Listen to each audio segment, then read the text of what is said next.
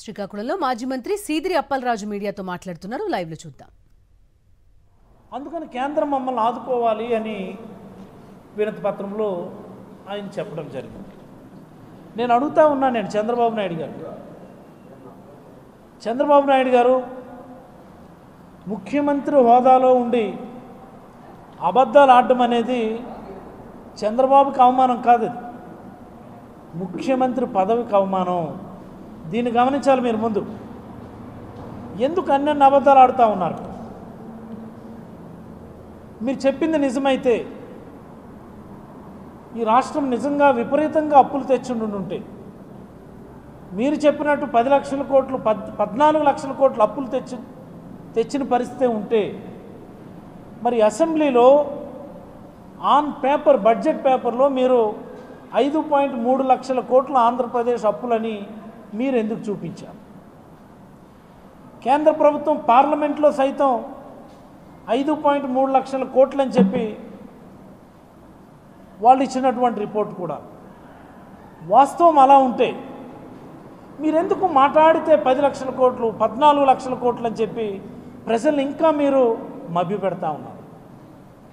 In case రాష్ట్రం అప్పు తెచ్చుకోలేనటువంటి పరిస్థితిలో ఉందని అనుకుందాం, లెట్ us assume దట్ రాష్ట్రానికి అప్పు పుట్టడం లేదు, ఈ రాష్ట్రం ఓవర్ డ్రాఫ్ట్లోకి వెళ్ళిపోయింది, ఈ రాష్ట్రంలో నిజంగా ఆర్థిక విధ్వంసం జరిగి రాష్ట్రానికి అప్పు పుట్టనటువంటి పరిస్థితిలోకి మనం వెళ్ళిపోయి ఉంటే, ఈ ఒక్క 11 నెలల కాలంలోనే, ఈ 11 months టైంలోనే ఆంధ్రప్రదేశ్ రాష్ట్ర చరిత్రలోనే అత్యధికంగా అప్పులు తెచ్చినటువంటి సంవత్సరం ఇది.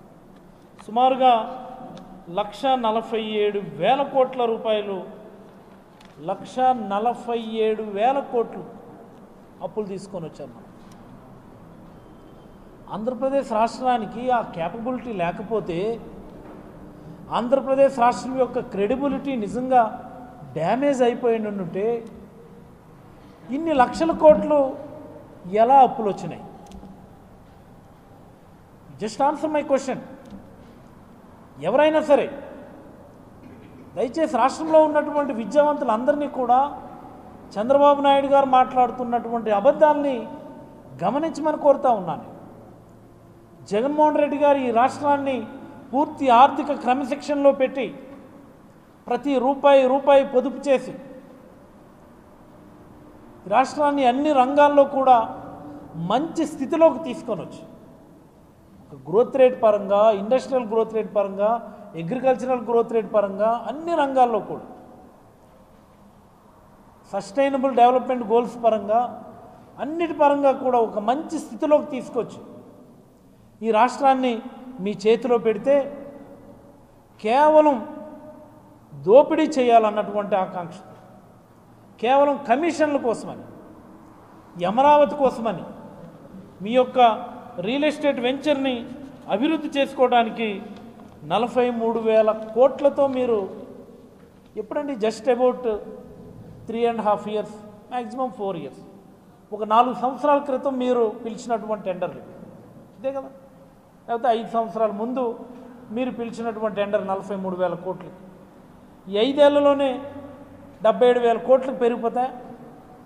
దేశంలో కానీ ప్రపంచంలో కానీ ఏ ప్రాజెక్ట్ అయినా కేవలం ఒక 5 ఏళ్లలో 43,000 కోట్ల నుంచి 77,000 కోట్లు అంటే సుమారుగా 75% పెరిగిపోయింది. 75% ఎస్టిమేట్స్ పెరిగిపోయినాయి. దేశంలో ఎక్కడైనా అలాంటి ప్రాజెక్ట్ ఉన్నదా? 5 ఏళ్లలో 75% ఎస్టిమేట్స్ పెరిగిపోయినటువంటి ప్రాజెక్ట్ దేశంలో కానీ ప్రపంచ చరిత్రలో కానీ ఎక్కడైనా ఉన్నదా? ఏంటి అన్యాయం ఇది? ముందస్తుగా చంద్రశేఖర్ ప్రివ్యూ రిమూవ్ చేశారు, రివర్స్ టెండరింగ్ని తీసేశారు, పాత టెండర్లన్నింటినీ క్లోజ్ చేసుకున్నారు. కొత్తగా తన మనుషులకి తనకు కావాల్సినటువంటి వాళ్ళందరికీ కూడా ఎస్టిమేట్స్ పెంచేసి 77,000 కోట్లకేమో ఇప్పుడు టెండర్లు పిలుస్తున్నారట. దీన్ని దోపిడీ అనమా మనం? ఇది మామూలు దోపిడీ కాదండి, చాలా బీభత్సమైన దోపిడీ, చాలా భయంకరమైనటువంటి దోపిడీ. ఓ పక్క నుంచేమో బేదరుపులు అరుస్తారు. ఎంత బేదరుపులు అరుస్తారంటే సూపర్ 6 అమలు చేయండి అనుకొని మొన్న ఎవరో మీటింగ్లు అడిగారు. చాలా వేలాకూలంగా సూపర్ 6 అమలు చేయాలని ఉంది, కానీ గల్లా పెట్టి ఖాళీ.